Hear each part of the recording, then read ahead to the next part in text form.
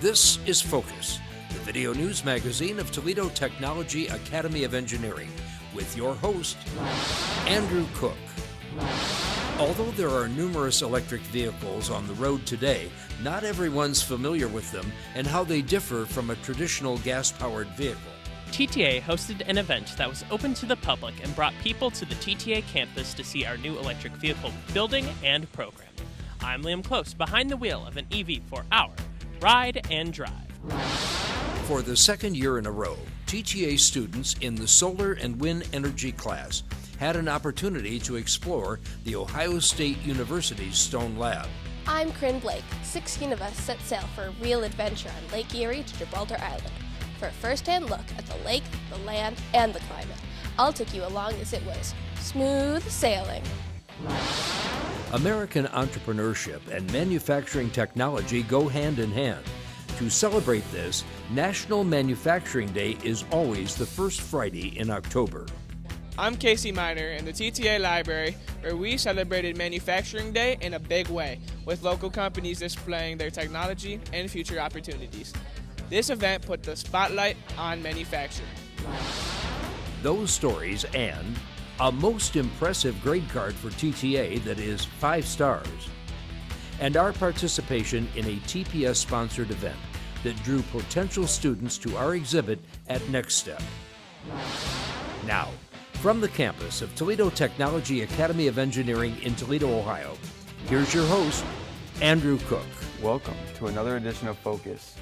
Electric vehicles are still underperforming in total car sales, but more and more companies are promoting their all-electric models in 2024. To appreciate an EV, you really have to get behind the wheel and experience one. TTA hosted an event that allowed the public to see the variety of EVs up close and personal, and to tour our new electric vehicle building and program. Focus reporter Liam Close was at the event and behind the wheel to promote our Ride and Drive.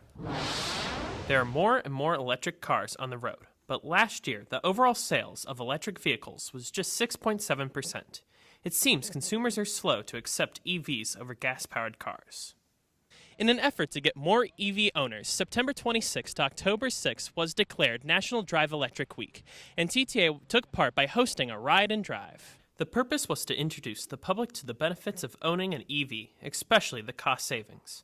While EVs have to be charged, generally, the savings over buying gasoline are substantial.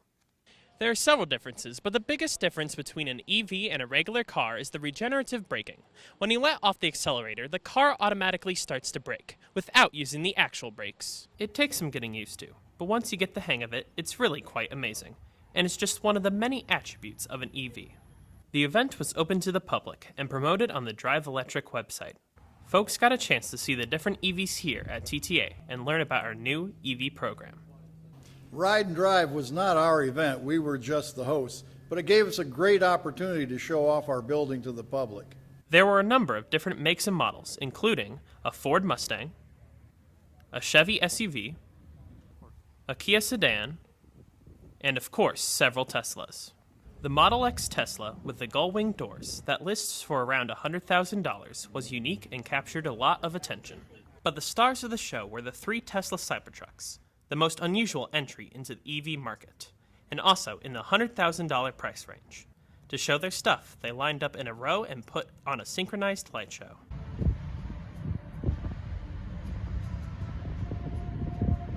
I love it. I was very patiently waiting for it. It took me about almost 5 years to receive it after order date. So it's definitely worth the wait, I can tell you that. And I just adore it. It's the vehicle that I've always wanted as a pickup truck and a electric vehicle. Several TTA students in the EV classes were on hand to help everyone understand how EVs work and why they are so energy efficient. I'm in the EV program, so that means I'll eventually be working on cars in the EV lab, so it's pretty cool to be able to show people, just random people, this stuff that we're doing, and everybody seems generally pretty impressed with it, and they really wish they had this at their high school. As the name of the game implies, it is an opportunity for the public to ride in an EV and drive one. We do enjoy going to car shows, but they don't really feature many electric vehicles, and sometimes they do get made fun of at those car shows, so this was nice that this was exclusively all electric. So, did we make any inroads? Every pun intended. Well, maybe, maybe not, but at least we exposed the public to what we're all about here at TTA, and to our new EV building and program. Behind the wheel, reporting for Focus, I'm Liam Close. Later. I think Liam really enjoyed doing that story. There's yet another honor for TTA. This comes from the state of Ohio. We've just received our annual state report card, and we scored 5 out of 5 stars, just one of 4 schools in the metro area to achieve that milestone. Gibraltar Island is out in Lake Erie, and it's home to the Ohio State University Stone Lab. Last year, our wind and solar energy class made the trip to explore how the lake impacts our climate and uses alternative energy as a major source of power. This year, the class headed back to the island, but as Focus reporter Corinne Blake explains, it was a whole different trip. This year, it was smooth sailing. Last year, the wind and solar energy class went to Stone Labs on Gibraltar Island in Lake Erie, and it was a pretty rough boat ride. This year, it was smooth sailing as 15 students, Mrs. Kubiak, Mr. Best, and I boarded the Miller Ferry for the trip to Gibraltar Island. The main purpose of the outing was to study energy choice on the environment, and specifically how it impacts our local environment as it pertains to climate change. Stone Labs is under the auspices of the Ohio State University, and it's the perfect venue to study the land and the lake. Climate change plays a major role in Lake Erie's condition, and every year there's potential for algal blooms. Students took water samples, then returned to the lab to test the water and examine it under a microscope. Beyond water quality, the main interest is solar energy. 20 to 25% of the island's electricity is generated by solar, and students had a chance to examine the facility's solar array. Theirs is a similar system to the one installed on the roof of our new EV building. Mrs. Kubiak has been involved in this type of research for a long time. In 2015, she went to the Arctic with National Geographic and then to Antarctica on an expedition. Stone Lab was an excellent opportunity for students in the alternative energy channel because they got to learn about relevant environmental issues and think about how they can solve those problems. Also, students were able to see how the island uses solar energy. Beyond the water quality and solar, the students had an opportunity to walk around the island and see how climate change has impacted the lake and the land itself. It was a super cool experience to go out on the boats and learn everything about the solar panels and the lake. It was definitely something new. At Stone Labs, we drug a net at the bottom of Lake Erie and picked up a whole bunch of different fish, and then we took those fish and the microorganisms we found in that net, and we brought them into the Stone lab and looked at the microorganisms under the microscope. This trip gave everyone a first-hand look at how the use of solar energy on the island is a practical application of alternative energy. And besides, it was a fun trip.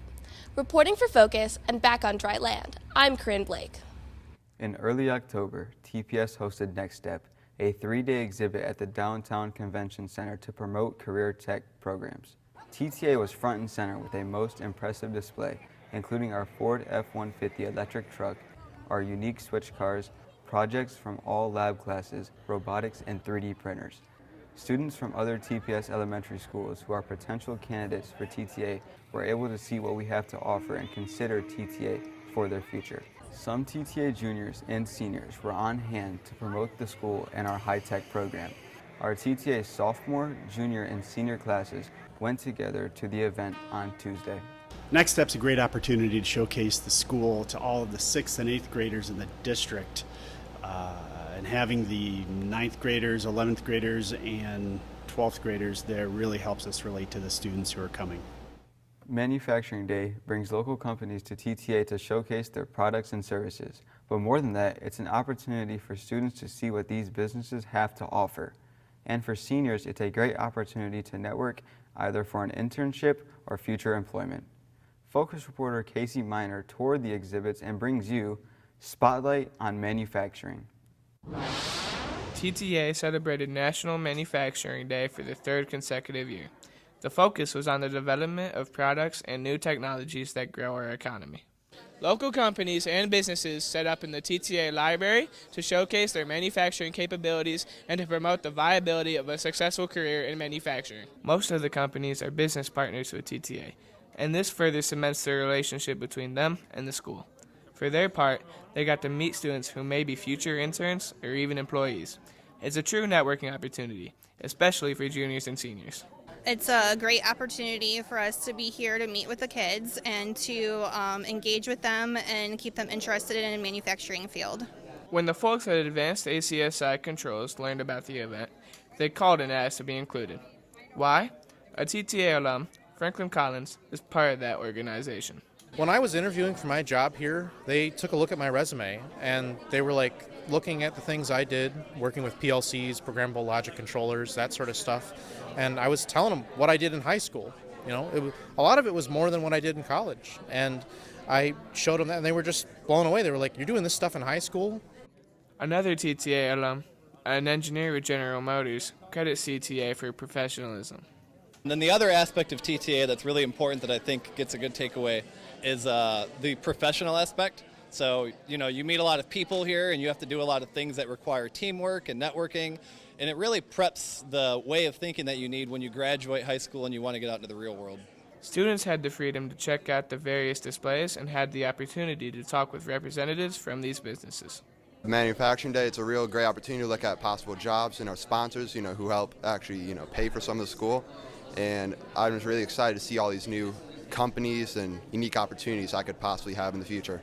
In the Distance Learning Lab, juniors and seniors were offered a mock interview with these companies.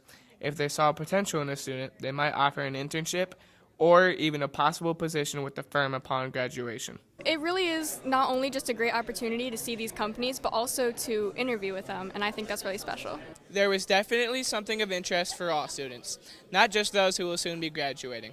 It exposed everyone to the numerous opportunities in industry.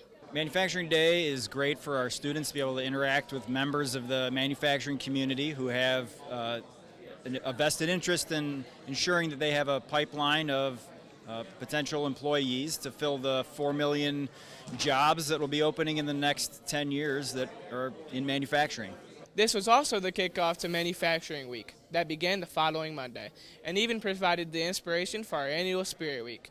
In the TTA Library, I'm Casey Miner. Well, that's all for this edition of Focus. Focus is a production of the TTA video production class. If you're watching on YouTube, please subscribe to our channel and give us a like. I'm Andrew Cook. Thanks for watching.